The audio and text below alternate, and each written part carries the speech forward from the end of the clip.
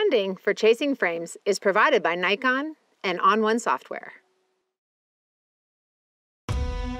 These crews, they're pretty aggressive. The water's got quite a bit of current on it.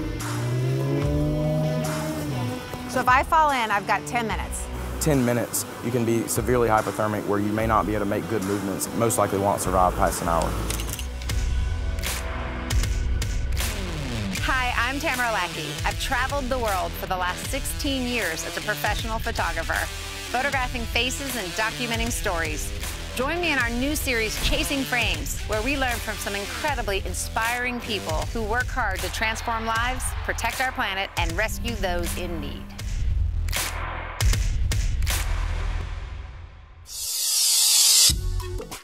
We are out at the beautiful and very swift-moving Catawba River in western North Carolina, joining up with the world-class first responders team to learn more about the incredible swiftwater rescue work they do every day. So I'm Brian Barnes from North Carolina Emergency Management, and what we're doing today is training our first responders on how to respond to flood emergencies, how to operate boats safely in flood environments. And how long have you been doing this? So I've been working for the state for 8 years, and I coordinate the emergency services program for the state of North Carolina, and we look to find ways to ensure that we can train our responders, because our concern when we send them out is making sure they get home at the end of the day. Okay, and the swift water part is really significant because the hazards the water faces, people get comfortable around water because they grow up around it, but 1 cubic foot of water weighs over 60 pounds. So when that water is moving fast, it doesn't take a lot to push a car off the road. And that's really one of the places we see most people die in floods. Hurricane Florence was the biggest response we've had. We deployed over 1,700 search and rescue personnel on the ground, another 72 aircraft working in the air. They rescued over 5,200 people. They did over 3,000 evacuations and also checked on another 3,000 or 4,000 people that were sheltering in their homes. You're not just rescuing, I mean, you're rescuing children and pets and... Children and pets, I think it was over 1,700 pets in Hurricane Florence that were rescued. Our numbers overall for rescues in Florence were 3.5 times Matthew. What kind of costs are we talking about, like for this and that? So one swiftwater team runs about $20,000 a day, and then we had over 70 swiftwater teams during Florence. Helicopters, they run somewhere in the $20,000 to $30,000 a day, and all of these things are required to be successful. Wow, so a few days in all that kind of damage, that gets extremely costly. Absolutely. We've already reimbursed over $2 million to public safety agencies who responded to Hurricane Florence. And it's not just North Carolina, you said you guys work all over the world? Absolutely. We have relationships with folks from across the country, across the world, and it's about those relationships and partnerships that make us successful in big disasters.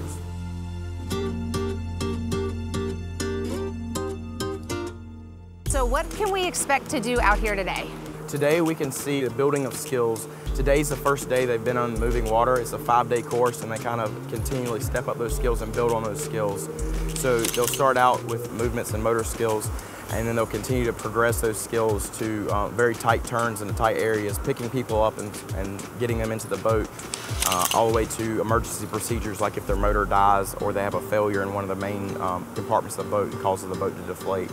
I imagine there's situations where someone's very panicky and can pull rescuers in the water. And that's always the unknown, is how is the public going to respond, because they're in their time of crisis. They probably convinced they're about to die, right. So they may not necessarily be rational in some of their behaviors. So you have to be prepared for that to ensure they don't hurt your crew or hurt themselves unintentionally.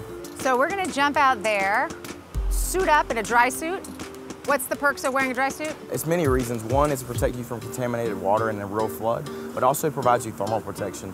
Even in the water that's 60 to 70 degrees, in 10 minutes, you can be severely hypothermic where you may not be able to make good movements. And that's where a lot of folks drown. It's not necessarily for the inability to swim, but it's because of the hypothermia's effect on their body. Where am I sitting? Wherever you want to. Okay. I'll be up front. What a gorgeous day. That's so pretty. This is excellent. Am I going to tip you guys? No. Does it matter which side I'm on? No. I'll just even you out. Yeah, you won't make a difference. So all those like examples of how you should be like a river and like be all zen-y, they're not talking about this kind of river. No, probably not. Watch your head, watch your head. Put your head in every other part of you. That's cool. Yeah, we could do a turn. That'd be awesome. Yeah, right turn, now.